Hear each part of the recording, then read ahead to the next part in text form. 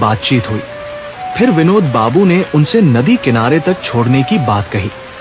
शंभू काका ने तुरंत हामी भर दी। रास्ते भर बारिश और तेज होती रही। इसी दौरान शंभू काका ने पूछा, इतने साल बाद गांव क्यों आए हो बेटा? विनोद बाबू ने अस्पताल वाली सारी बात बता दी। शंभू काका कुछ देर चुप रहे, फिर बोले, आज भी दुनिया में अच्छे लोग बचे हैं। आखिरकार वे नदी किनारे पहुंचे, लेकिन वहां पहुंचकर सबकी चिंता बढ़ गई। नदी उफान पर थी। पानी इतनी तेजी से बह रहा था कि कोई नाविक वहां दिखाई तक नहीं दे रहा था। गोकुल घबराकर बोला, अब क्या करेंगे? रात भी हो गई। तभी शंभू काका बोले, अगर बुरा ना मानो तो आज रात मेरे घर रुक जाओ। सुबह मौसम ठीक होगा तब निकल जाना। और कोई रास्ता भी नहीं था। तीनों उनके साथ चल दिए। थोड़ी दूर जंगल के किनारे एक टूटा फूटा पुराना मकान था। घर के अंदर घुसते ही अजीब सी सीलन और बदबू महसूस हुई। दीवारों पर काई जमी थी। लकड़ी का फर्श भी गीला था। रमेश धीरे से बोला, ये घर तो काफी समय से बंद लगता है। शंभू काका ने बस हल्की मुस्कान दी। मैं ज्यादातर बाहर ही रहता हूं बेटा। उन्होंने अंदर एक लालटेन जलाई और बोले, तुम लोग आराम करो, मैं बाहर बैठता हूं। तीनों थके हुए थे।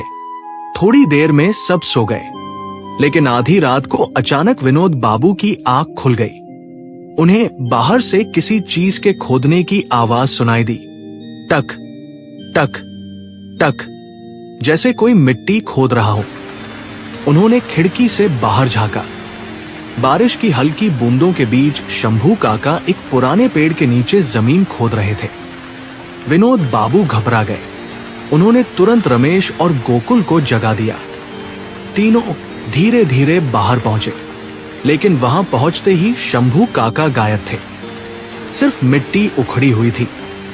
रमेश ने कांपते हाथों से मिट्टी हटाई। अंदर से एक लोहे का संदूक निकला। जब उसे खोला गया तो सबकी आंखें फटी रह गई। उसमें बहुत सारे पैसे और पुराने गहने भरे हुए थे।